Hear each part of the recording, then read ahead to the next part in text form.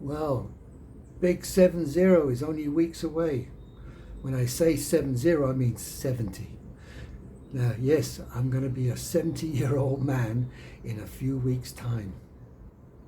That's amazing. When I think back to when I was a little boy, little MickMacMike, when he took on his first job at 10 years of age, delivering milk and bread and things like this in the streets of Birmingham at 2, 3 o'clock in the morning, he never would have imagined that all those years later, he would be standing in front of a little mobile device called a mobile phone. He'd be talking to millions and millions of people worldwide on a platform called YouTube that was owned by a big conglomerate called Google. And that's exactly where he is. Could you imagine what he must have thought if he'd have known that all them years ago?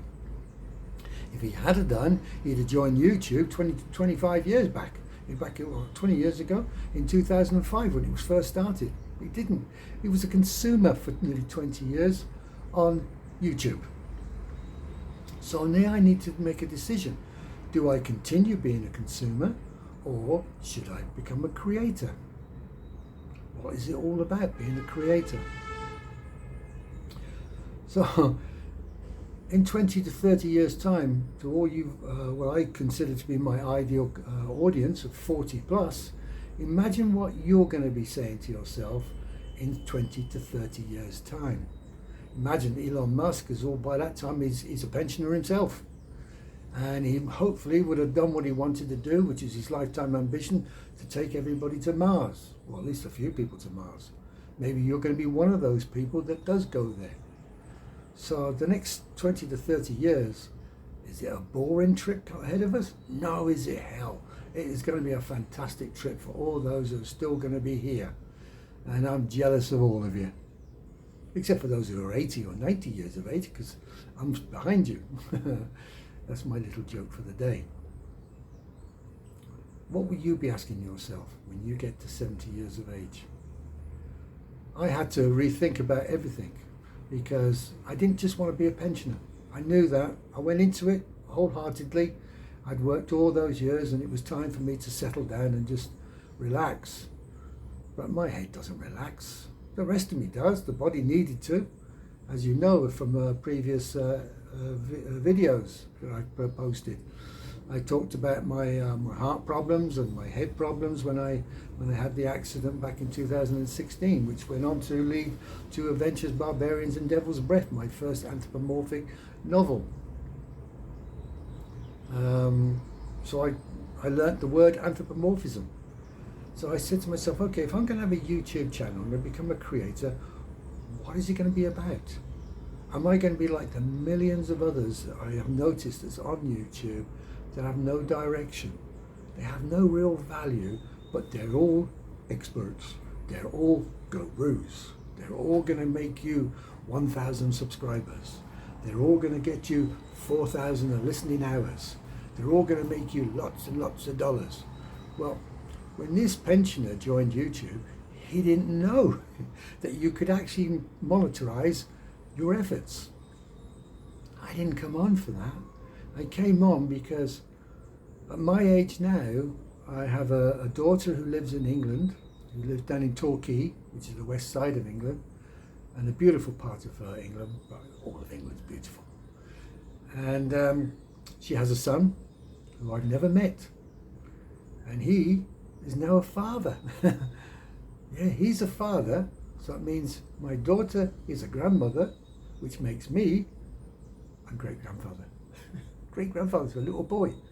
And my wish was to be able to say to him, I've been watching a program for, ever since it started, called Who Do You Think You Are? And I know the Americans have their version, but it's not as good as the Brits. Nah, we're number one, as always. And I always wonder what it would be like to one day have maybe an hour of my life explained to me about where my ancestors came from. On my father's side, he reckoned that my surname, Bow-Lee, comes from the Normandy days, meaning land of the bow. Bow, as in ding, and Lee being live. So, and apparently when William the Conqueror decided to come to Great Britain and get rid of a few people, he took over and he built a garrison town in Wales, hence there's a bit of Welsh in me. And that's where all his archers were. So land of the bow, so that's where Bow Lee comes from. Well, it's a nice story and I liked it. And if I've ever asked, I always say it. But then I go on to my mother's side.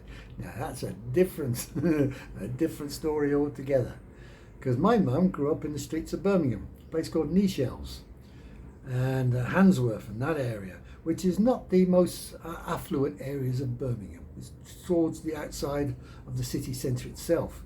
And you tend to notice that all cities generally, when you've got the city centre, generally the area around it is not usually affluent.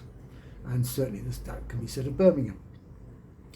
Now, growing up, got nothing of it. I worked in the Birmingham Bull Rings and so forth. I used to go and watch Birmingham City play when I was a 14-year-old football fan on my own.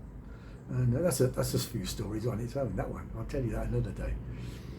But what I didn't know was that years later there'd be a TV series, a very famous TV series that came along called The Peaky Blinders. And I watched it. I loved it because it's all about Birmingham, all about the naughty boys in Birmingham, the Irish guys and the gangs after World War One and what they did. I had no idea that I could actually be related to that lot.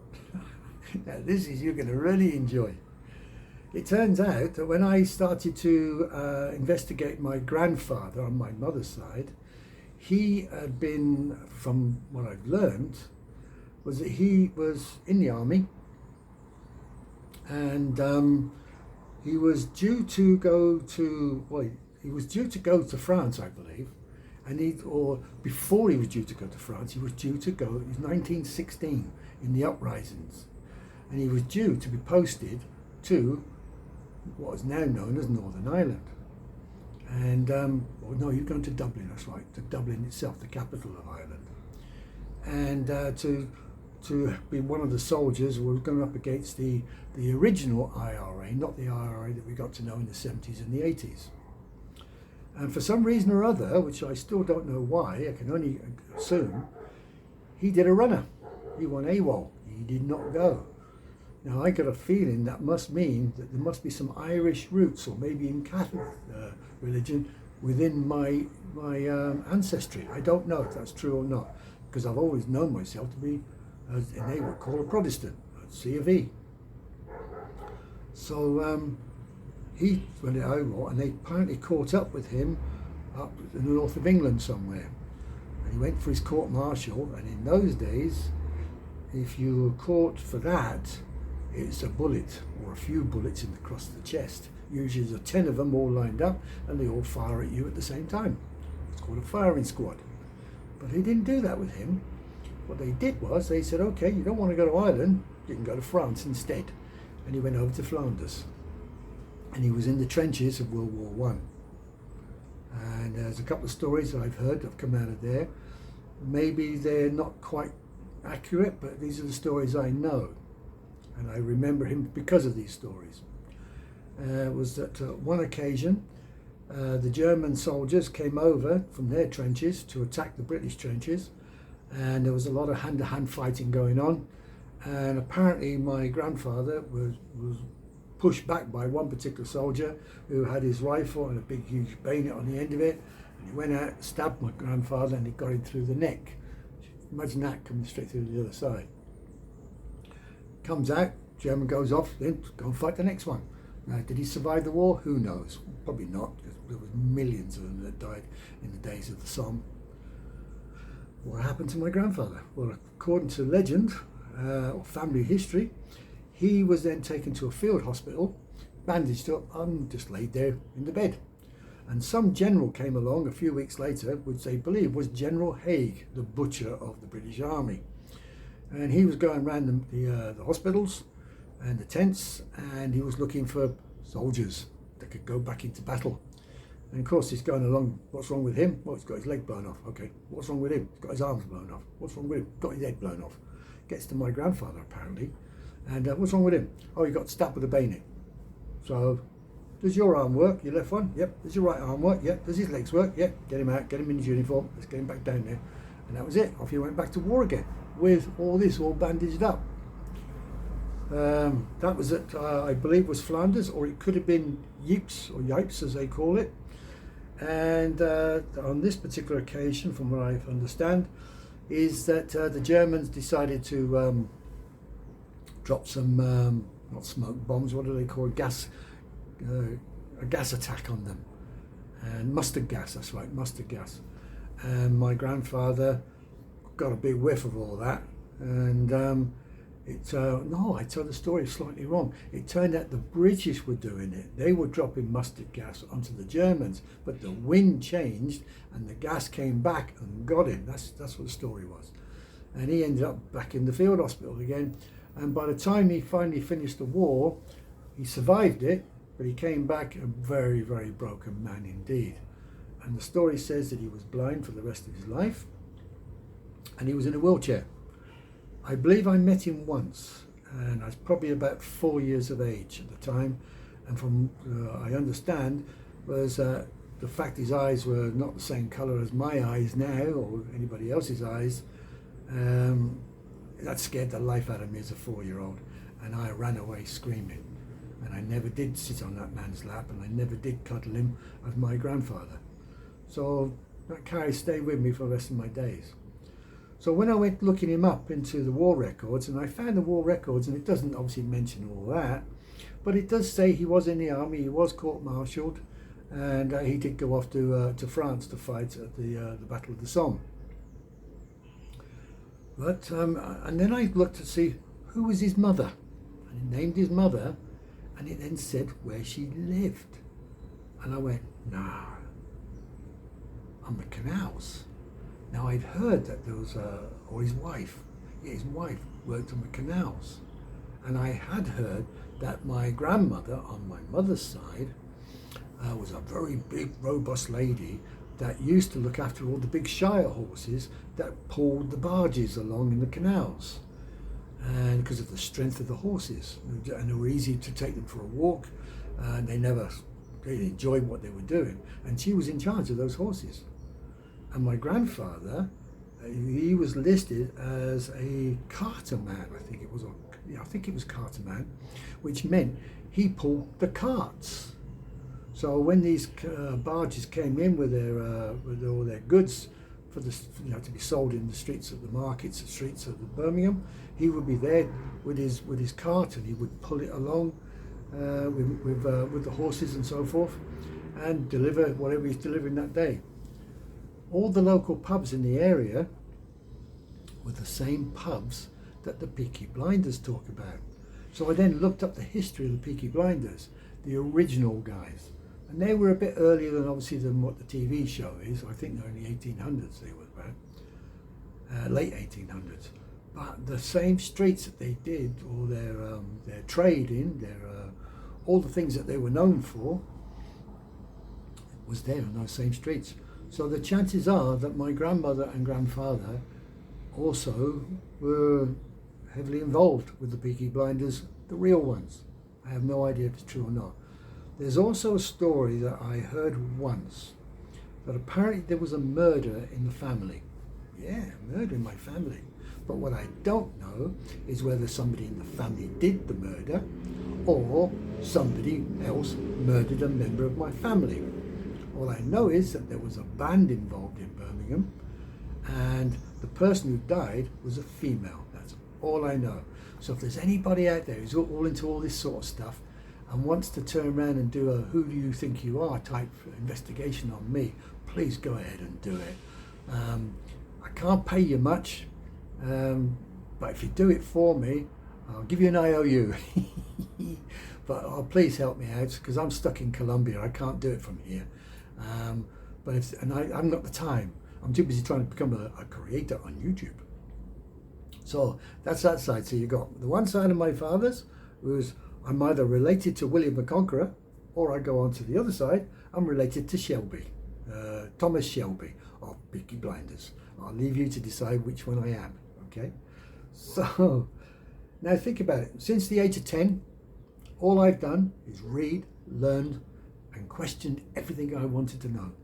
And it was great because I had a fantastic English teacher called Mrs. Ward, that I spoke to you about in earlier episodes, where she took me under her wing, enjoyed a cigarette or two with me out on the grass, and she gave me my own private lessons of English and helped me to get me through school.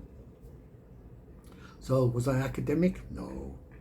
Did I go to university? No. Do I wish I did? Yes. Of course I do. I wish that had happened to me, but no, it didn't. Okay? So all my education has come from life. So I like to think that I'm very authentic, because when I talk to you guys, I'm talking to you about stuff that is either myth, possibly a whole bunch of lies that I've been told, but I have to treat it as truth until somebody can prove me wrong. So I then said to myself, okay, if I'm going to go down this route of YouTube, why am I going to do it? What's my YouTube going to be about? I'm not going to be a business guru. Like I said in episode 2, disclaimer, I'm not a business type channel. I'm not here to sell you a course. I'm not here to talk to you about keywords and do this with a keyword and do that with a keyword, all that sort of stuff. I can do it, but I'm not going to do it. I want to be more of an entertainment for you.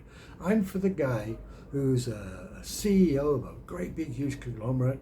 He's working like 19 hours a day, 7 days a week, and every now and again he sits down with a cup of coffee and wants a bit of downtime. He wants somebody to tell him a joke, to take him away from all the business world that he's in.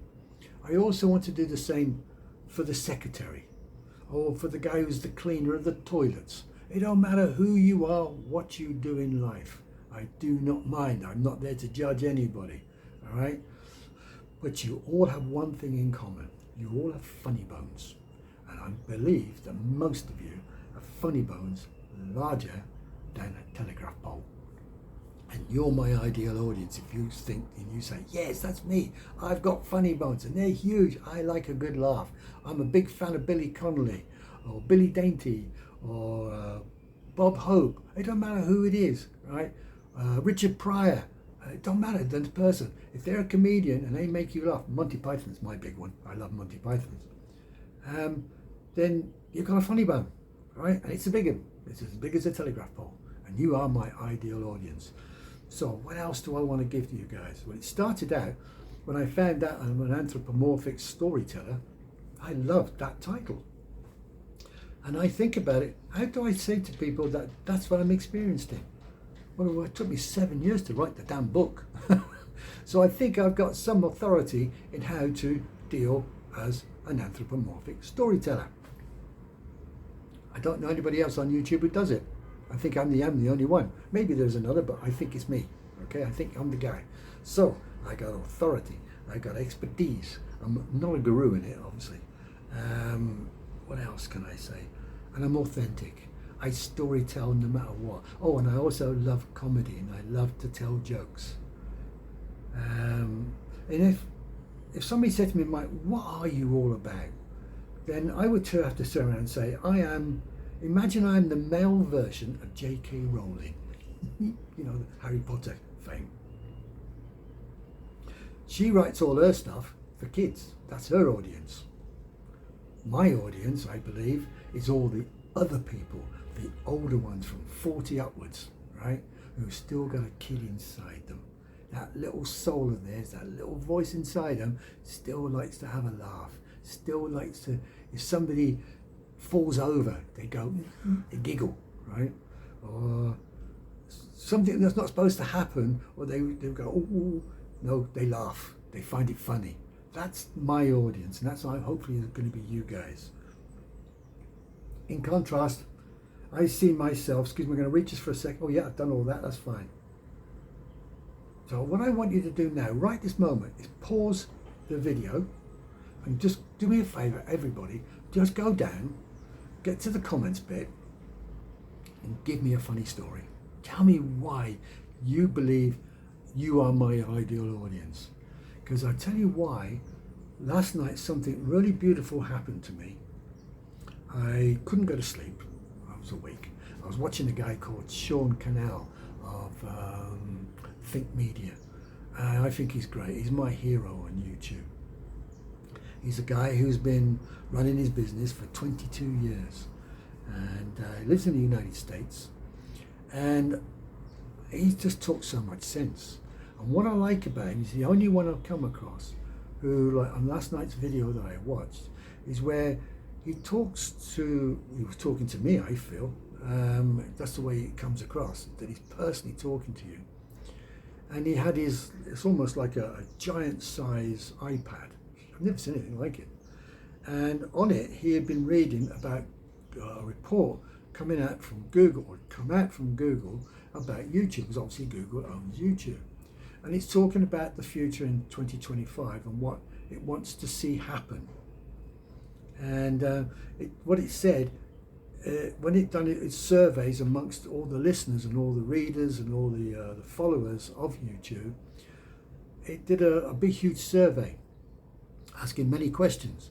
And many people answered those surveys, and now in this particular report gives the findings of what you guys came out with. And some of the things are really interesting. One of them is, you would think if somebody is technically not correct with his setup, and his voice doesn't come across the way it should do, it's not all like the BBC, the news, the Sky News, that sort of thing. And it's a bit like me, amateurish, right? That would turn you off. Apparently not. Only 1% ever bothered to put that as one of their main factors why they would move away.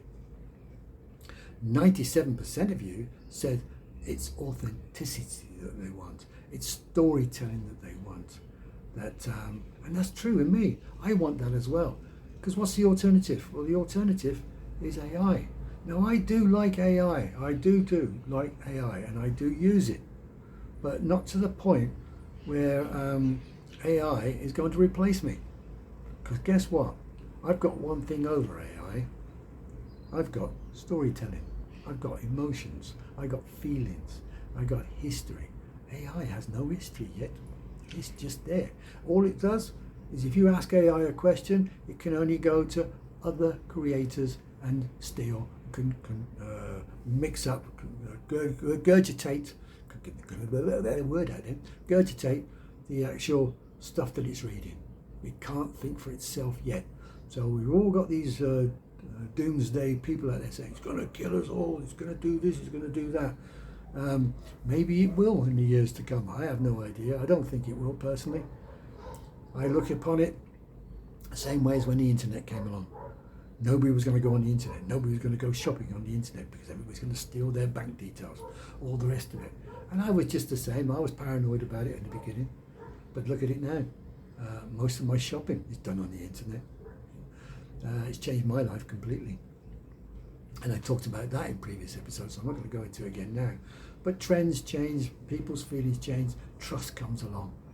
And the one thing that I'm hoping that from this video alone, you guys will get to know me a bit more and hopefully say to yourselves, he's authentic. He's not AI, which is where, I'm sorry to say, thousands of videos now, it's all AI generated. And it's, as soon as I see it, I don't mind the odd bit of AI. I love the fact what the AI can do with images and stuff like this. I love all that. So that type of it, fine. But what I don't want is a whole text coming in front of me, say 2,300 words, and it's all AI generated. Yes, it's brilliant for speeding up your workload, but please don't let it change you as a person. You're human. Every one of us. Currently is what, 10 billion of us in the world? Not one of us has the same history as the next guy or the next lady, whatever. All right? We are all different, so therefore all our stories will be different, our feelings will be different. Everything about us is different. So if you're 70 years of age right now, what's stopping you from coming onto the internet and giving us 70 years of your experience? There's got to be something that you really have enjoyed doing throughout your life. Mine was reading, and then the last 7 years was writing, and in a specific style of writing. And I'm able to talk about it, and I loved it, and it's opened my world up, it's opened my channel up. But then I have to make certain that this channel that I've created, it's got to be in a situation where for as far as Google's concerned, that it's not only just relevant, but each episode or each video that I come out with, or you come out with, is related to the previous ones. So that it could be you're doing the A to Z of glass blowing. So your first video is A is for whatever, B is for the bottle, C is for the cup that you drink from, D is for the drain. You know, you get the picture, right? So the A to Z. So there's a format, or there's something you're showing as you're going along. So you might turn out to be a wine connoisseur or a wine merchant or something like that, and you then say, okay, I like this particular channel because it's giving me the A to Z in 26 videos all about wines, and that's just say the English wines. You then do another 26 on the Spanish wines, the German wines, and you know what I'm talking about from there on. So all of a sudden, Google's going to be happy because loyalty comes to that particular channel, because everybody that goes to it, it wants to learn more about wine. Okay. Google, so when you go to do a comment, which is what I'm sorry, I digressed just now. I asked you to go down to the bottom to get to the comments. I want you to tell Google you're happy, right? Yes, if you are, I hope you are. But go down there and just say, I like MickMacMike. He makes me happy. His jokes are silly, they're funny, and my funny bone makes me laugh. I love his storytelling.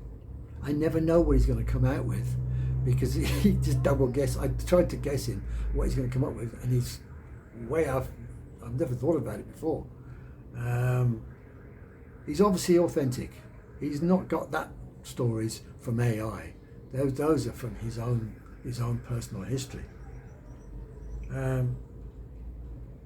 want more of this. I want more of MickMacMike. Right? So not only have I've said this, I'm now going to share this with all my family and friends who've got funny bones. If they're moody and miserable people, still send it to them. You never know. They might have a hidden funny bone. Okay. What else would I say? Just bear with me a second, because I'm 70. I've got one brain cell left, and every now and again it gets overloaded. So I need to come back nice and gentle. So I'm going to have to do some editing on this one, aren't I? No, I'm not going to edit this. This is going to go out because this is me, really showing it all. Keep it simple, stupid. It's a motto that I've lived with all my life. When I decided to go onto this YouTube, I started, as I said earlier on the 6th of January 2025. I started putting my first videos out, and I've gone back and I've looked at them, and I apologise now. They're not brilliant, right? They're not like you get, let's say, in the BBC newsroom or the Sky News or something like this. They're not newsworthy. They are hopefully entertaining. But more than anything else, they're authentic, and I will keep saying that because it's true.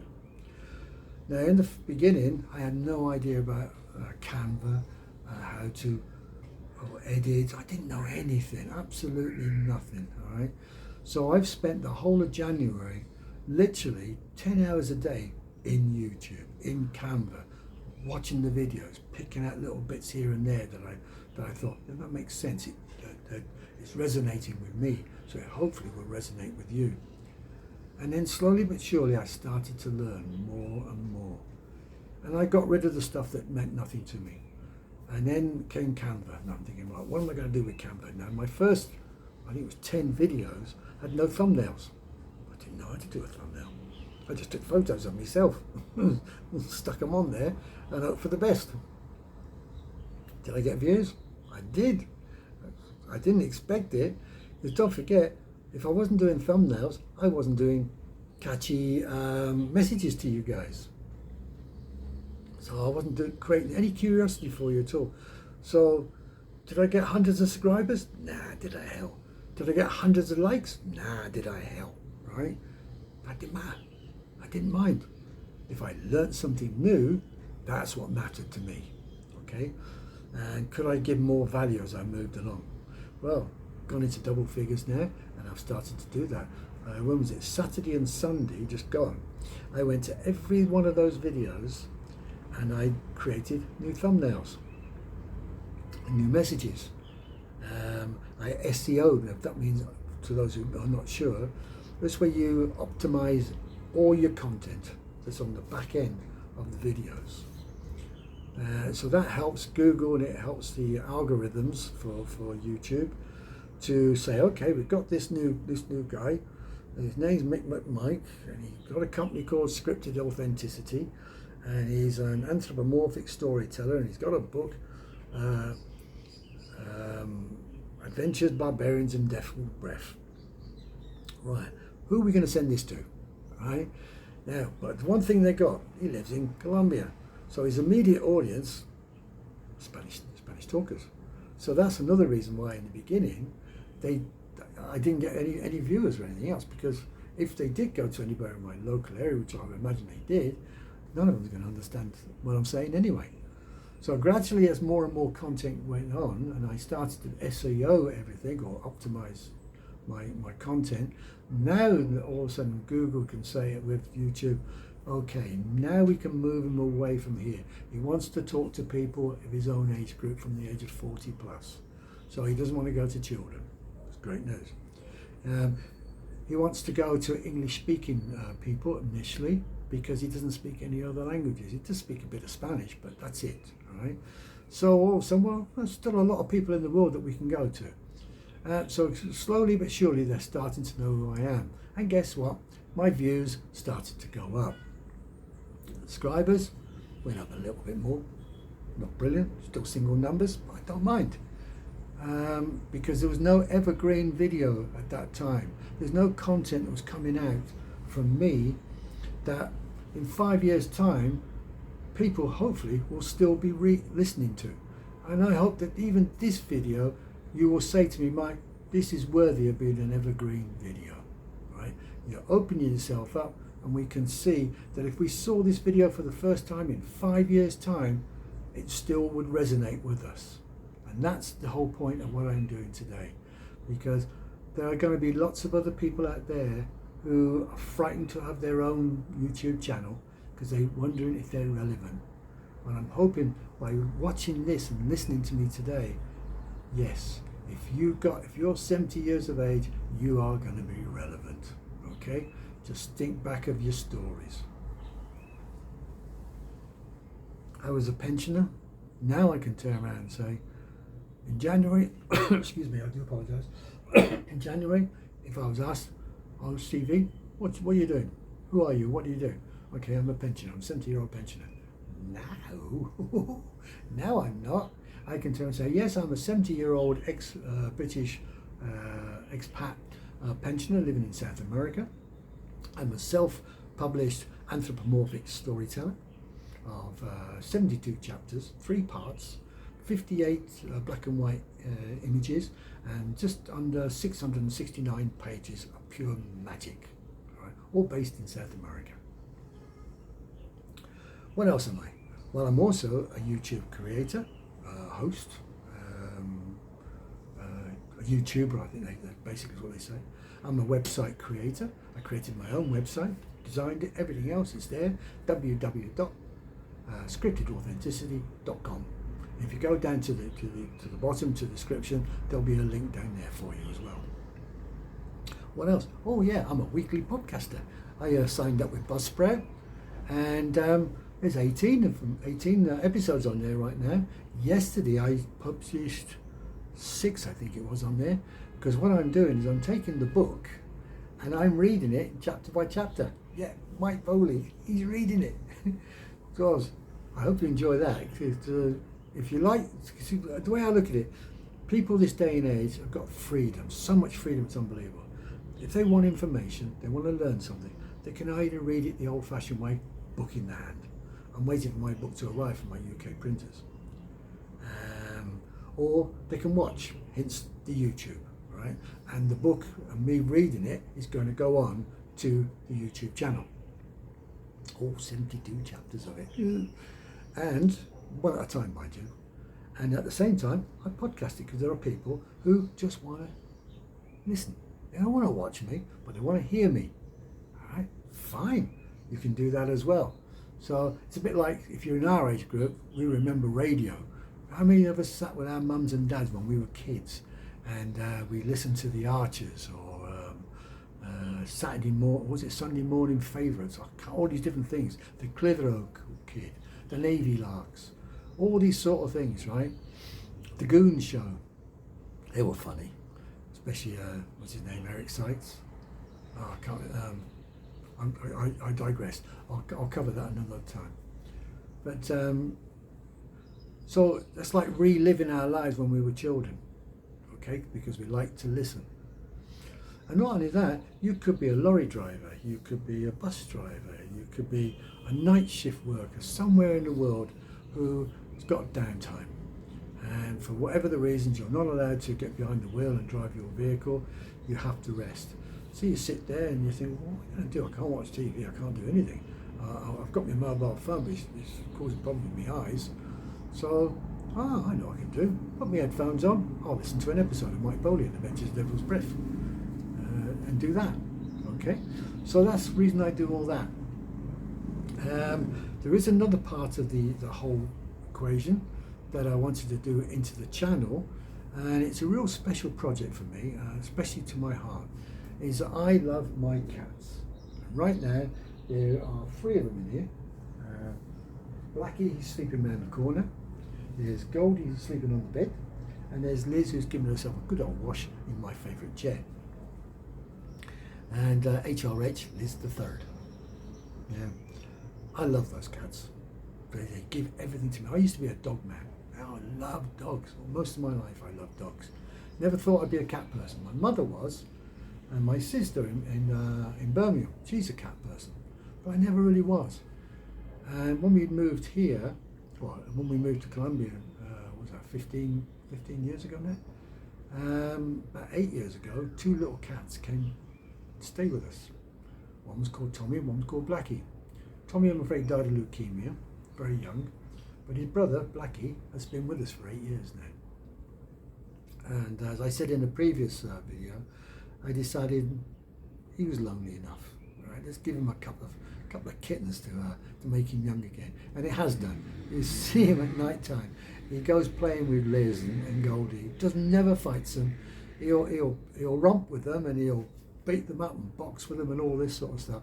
But he's brilliant. He's 8 years older than them. So in cat years, what's that? I think it's 5 years or 7 years per one of us. So he's like 30 or 40 years older than them because they're still kittens. They've only been with me for coming up to 2 years now. So, but he's great with them, and he loves Liz. He absolutely loves Liz. I think Liz is his first female he's ever known. Well, imagine that. He's nearly a pensioner himself, and he's not had to worry about females all his life. Now he has got to. Right? Not like us lot, you females. Yeah. That's another video, I promise. So, as I've said, where am I? Well, I've done all that, and I've done it all in the last 6 months. So what's the future for me with regards what I need to do next? Well, the big one has got to be editing. I've got to sit down and learn how to edit. Now, I did go searching. I found one guy, I've forgotten his name right now. He's done a 2.5 hour video all about editing on Canva. So I'm going to start watching him this afternoon, and I'm going to run with him for the rest of today and tomorrow. And the one bit I'm really serious I want to get right is the editing. I know how to add music, I know how to do lots of other things. I haven't done that because I don't want to take away anything from the message that I'm coming to you with. And I'm going to start to wind down now, and because I can feel a coffee need approaching. And what I want to do is go back to the original thing I said. The big 7-0 is coming. It's only weeks away.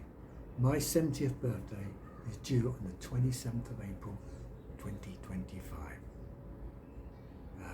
Do you know what would be really nice? If you guys do me a massive, massive big favour, is go down to the base of this video go right down to the description. Please subscribe. Subscribe, show YouTube that you've got funny bones and you like what I'm doing. Please do that. Next thing is comment. Give me a review. Let YouTube see the reviews. Let them see it's either bad or good. You know, I'm thick-skinned. You got to be when you're 70. You got to be thick-skinned. You can get through life if you're not. Then what's the other one they talk about? Oh, like. Give me a like, right? And the final bit on it is share. Share it out. Let everybody else who's got funny bones. Let it happen, all right? Yes, I would love to get to a point where I get that lovely letter from YouTube saying, we'd like to monetize you. Sounds really horrible, doesn't it, right? And if I get there, my wife will be totally happy because she thought that would never happen. And so I want to prove her wrong. So, I keep saying so. That's one of the things I've got to get rid of, the word so. And I do apologise to anybody else who hates that word so, because it's like you don't know what to say next. Oh, it's stupid. I would try not to do that. I'm going to put a big thing of rules up on the wall here, so that when I'm talking to you, I can look at the rules and stop myself doing certain things.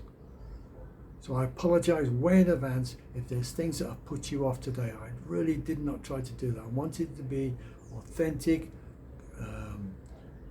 open to you, to give you new ideas. Oh, sorry, there was one thing that I did want to say about. When I was doing this thing last night, well, I was looking at the comments, and I mentioned to you that there was a moment that was just caught me by surprise, and it was a very beautiful moment.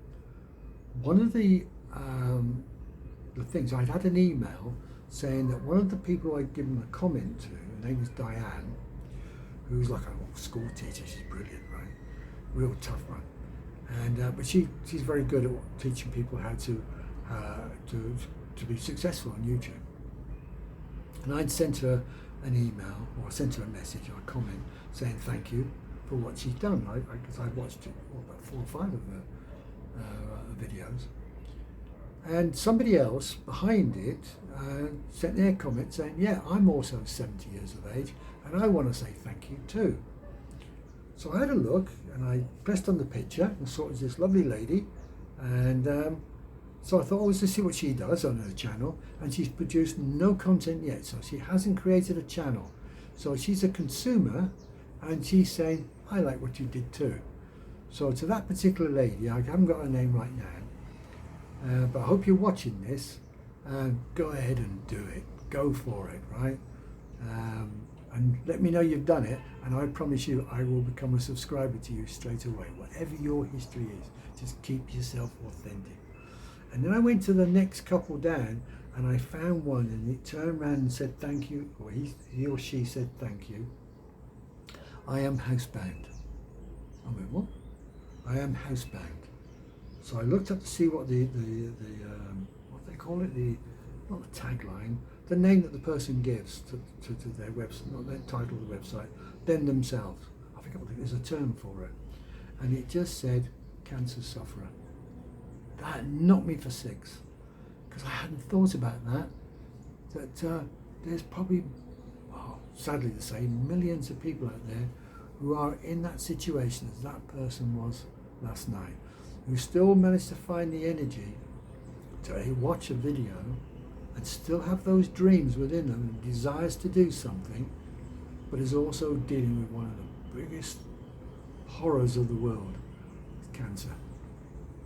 And but still found that time to do that. And that I couldn't sleep really properly last night because of it. Because that one person opened my eyes. And now I understand why the report was done by Google and YouTube.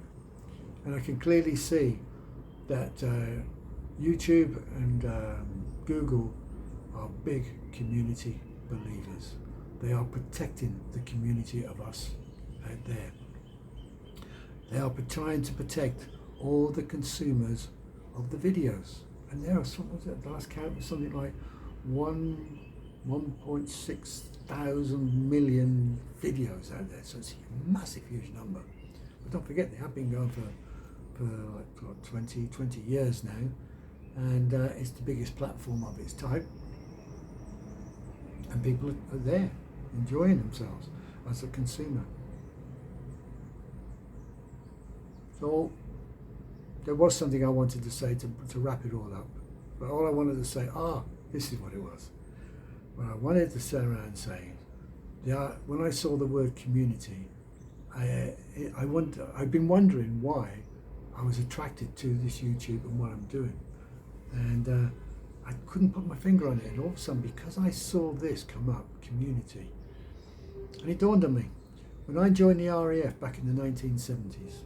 When I left the RAF, I missed it for the next 50 odd years. In fact, I still miss the days of the RAF.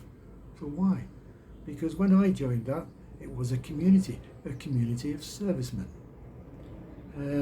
We were all either survived together or we all would die together. And even that point, when the Cold War, where I was in Europe, I was one of many of us who were known as the 4-minute soldiers. I wasn't a soldier, of course, I was in the Royal Air Force. But the life expectancy that if the Russians decided to attack Europe at that point was 4 minutes. Imagine that in your head, right? When I came out of the forces, Civvy Street was never I struggled in the beginning, and I can imagine every single soldier, airman or Navy personnel who comes out of the military after all those years that they're in, they're lost at the beginning. Because nothing against people in civilian life, but they don't quite have that same mindset as somebody who's been in the military. And that's not knocking them, that's not criticizing them, it's just, that's the way it is. The next time I felt community again was years later when I walked onto Terminal 3 in the main hall, security hall, in 2007. And I walked on, and it was all really busy with all these people, bags being searched and people going through the security points. And as I came up, there was one particular guy, his name was John Vin. Sadly, John died while I was there at Heathrow. But he was there, and he looked up, didn't say anything because he was busy searching the bag. He saw me, spanking new manager who he'd never met before, and the first thing he did, he smiled and winked. Turned out, when I got to know him later on, ex-military man. And he recognised that in me instantly. And I instantly, all my nerves just flew away. I was home. I was part of a community. And for the next 7 years, I loved my time at Heathrow Airport.